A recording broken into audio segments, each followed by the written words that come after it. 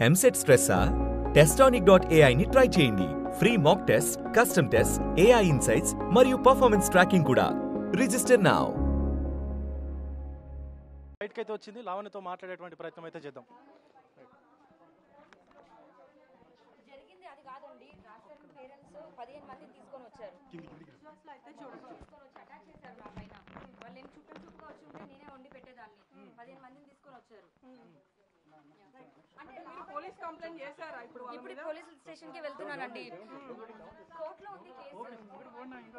Order తీసుకురావాలి. ఇప్పుడు రాస్తుందంటే 11 సంవత్సరాలు ఉన్నామని చార్జ్ షీట్ లో మెన్షన్ చేశారు కదండి.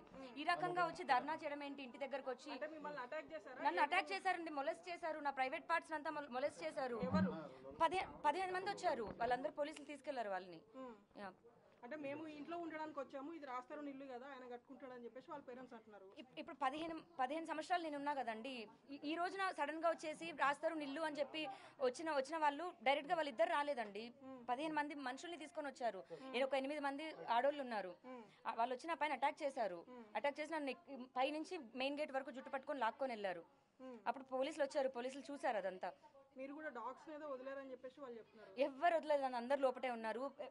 ఎదురింటి సీసీటీవీ వాళ్ళది కూడా ఫుటేజ్ ఉంది. 15 మంది వాళ్ళు దాడి చేశారండి. అంకుల్ అంటే ఇక్కడ కూర్చున్నారు. అంటే ఏం చెప్తున్నారు వాళ్ళు? ఎందుకు దాడి చేయాల్సి వచ్చింది? నన్ను ఇంట్లో నుంచి పంపించాలి అన్నది ఒకటే ప్లాన్ అండి. మరి కోర్టులో ఉంది కదా కేసు. ఈ రకంగా పంపించేది ఏంటి?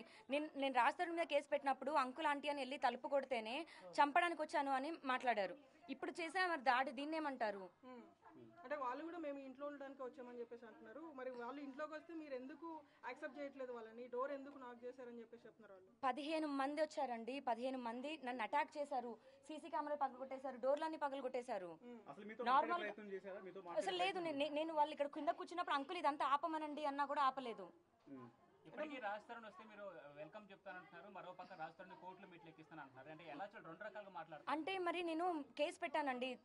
అతనికి ప్రేమ లేదేమో, నాకుంది.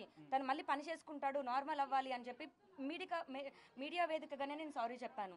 పని చేసుకోవాలని. సారీ రా చిన్నోడా, కాళ్ళు పట్టుకొని సారీ చెప్తాను అని. కేసు వెనక్కి తీసుకుంటానని చెప్పాను. లోక్ అదాలత్లో వేసాము. మరి అలా ఏమైనా కాంప్రమైజ్ కి మాట్లాడొచ్చు కదండి. దాడి ఏంటిది?